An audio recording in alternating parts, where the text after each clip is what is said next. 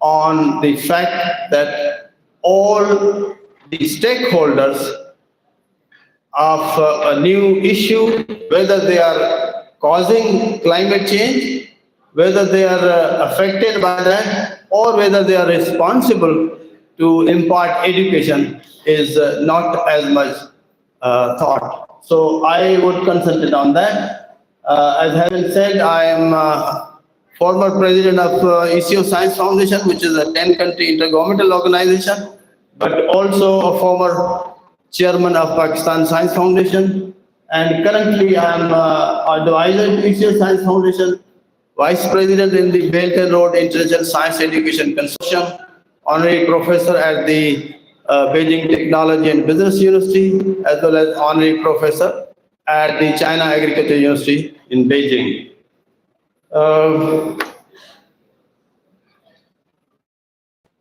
Well, we talk about climate change. So far, since this morning, we have not heard what climate change really is. We are aware of the weather, but what is climate change?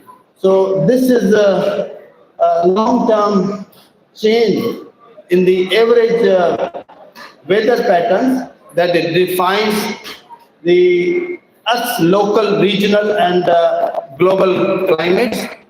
And there are a number of factors that contribute to that. But over the years, if you look at the data, how the temperatures have been rising.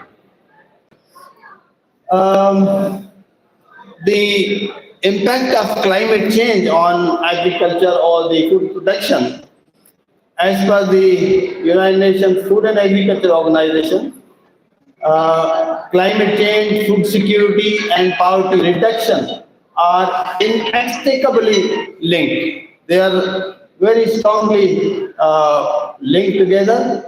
And FAO says that if the current situation of GHG emissions and climate change continues, by the year 2100, there will be decline in the production of major cereal crops, and the crop losses would increase to the unprecedented rate, which will substantially contribute to reduced production, spike food prices, and will be difficult to cope with the rising needs of growing population, which is going to be almost 8 billion by 2050.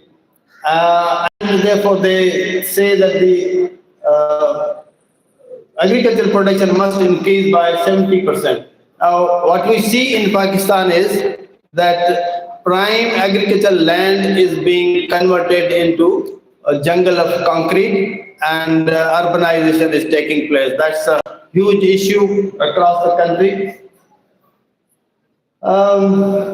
So I don't want to go into the details. I think you can see this information available. But agriculture, because it also causes some emissions, is part of the problem, but also part of a solution to climate change. And these are some of the challenges to sustainable agriculture and the farming communities, which includes the food security, climate change, water, environment and healthy crop production, agrobiodiversity conservation. Technology use and innovation is very much there and important. But then marketing and remaining competitive is quite a huge challenge. The question is therefore, are these stakeholders, all the players, capable enough to tackle the challenges and keep the nation competitive? This is the question that I think all researchers, scholars, students need to address, and then plan their next actions.